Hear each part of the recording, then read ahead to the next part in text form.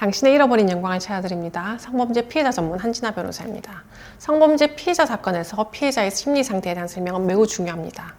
그래서 저는 사건을 진행할 때 피해자 변호사 의견서에 피해자의 사건 당시 상태뿐만 아니라 사건 이전과 이후의 상태에 대해서도 상세히 쓰는 편입니다. 그러면 피해자의 심리 상태는 형사 절차에 어떻게 반영되나요? 첫째로 피해자의 심리 상태 반영은 피해자 진술의 신빙성을 높이는 데 결정적인 역할을 할 수 있습니다. 우리 대법원 판례의 기본적인 입장은 피해자의 대처 양상은 사람마다 다를 수 있기 때문에 피해자에게 피해자다움을 요구하지 말라는 입장입니다. 이것은 피해자가 마땅히 그러한 반응을 보여야만 하는 피해자로 보이지 않는다고 해서 피해자 진술의 신빙성을 함부로 배척해서는 안 된다는 것인데요.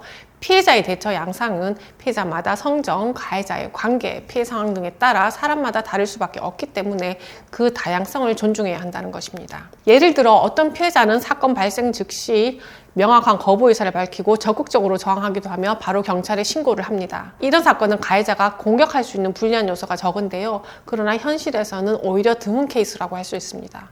사안에 따라 피해자는 당황하거나 무서워 거부 의사를 바로 밝히지 못하고 제대로 저항도 하지 못하며 경찰에 신고를 바로 하지 못하는 경우가 많습니다. 오히려 피해 직후 가해자에게 평소처럼 대하고 관계를 유지하는 경우도 종종 있는데요. 이처럼 소위 말하는 피해자다움을 갖추지 못했다고 하더라도 이러한 피해자의 대처 양상은 피해자마다 다른 심리 상태의 발현이기 때문에 피해자가 왜 그렇게 행동하게 되었는지를 잘 설명해 주어야 피해자의 진술에 일부 모순이 느껴지거나 불일치하는 부분이 있다고 하더라도 피해자의 특수한 상황에 비추어 결국 피해자 진술이 신빙성을 갖게 되어 결국 가해자에게 유죄가 선고될 수 있는 것입니다. 제가 사건을 하면서 사람마다 대처 양상이 다르다고 느낀 점은 피해자 중에는 범죄 피해를 당했다는 현실 인지가 늦거나 비현실적인 상황을 회피하려는 기제가 작용해 처음에는 피해를 받아들이지 못하는 경우가 있습니다. 그런데 시간이 지나면서 사건을 점차 객관적으로 보게 되면서 자신이 피해자라는 점을 인지하게 되고 뒤늦게 신고를 하게 됩니다. 때로는 놀라고 공포스러워 아무것도 하지 못하는 동결 상태가 되기도 하고 또는 기억 혼란이나 단절, 해리 현상을 경험하는 경우도 있습니다.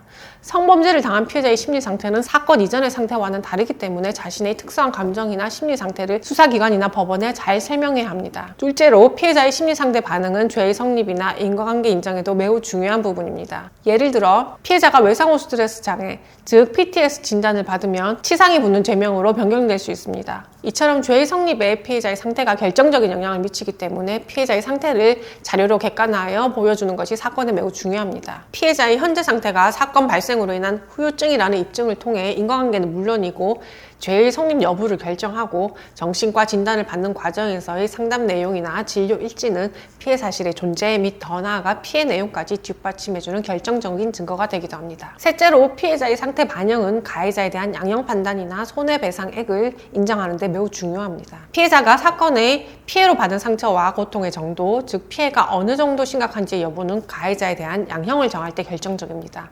피해자가 사건의 피해로 큰 트라우마를 겪게 되어 정신과 치료를 받게 되거나 자살 시도를 하는 경우도 있고 병과 휴직, 휴학, 퇴사 등과 같은 일상에 지장을 가져온 사정도 판단 요소가 됩니다. 정신과 진단과 관련하여 과거 정신과 진료 전력을 걱정하시는 경우가 있는데요. 기왕증이 있다고 하더라도 사건으로 정신과적 증상이 다시 발현되거나 더 심각해진 상황이라면 기왕증에도 불구하고 피해자의 상태는 양형에 충분히 반영될 수 있습니다. 피해자의 상태는 민사소송에서의 손해배상 청구에 관한 피해 정도에 대한 입증에서도 중요한 역할을 하는데요.